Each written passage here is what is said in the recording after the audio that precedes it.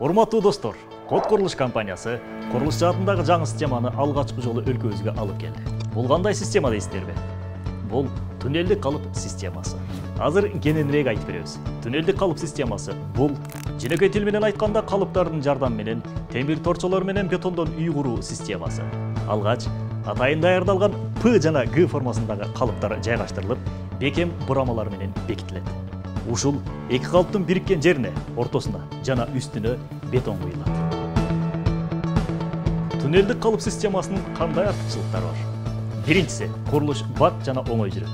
Ооба достор, жөнөкөй курулушка караганда туннелдик калып системасындагы курулуш 75%га бат жүрөт.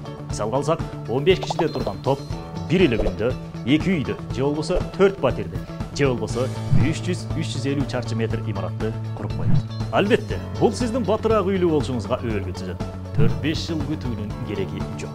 Экинчиси үнүмдүү болот. Себеби дуалдар жылмакай болгондуктан шыбак штукатурка кылып олтурбастан дароо шпаклевка кыла аласыз же дароо обой жабыштыра аласыз. Ошол эле кезде полду дагы дароо жасалгалай аласыз. Бул мүмкүнчүлүктөр сиздин капчыгыңыз үчүн жана убактыңыз үчүн пайдалуу.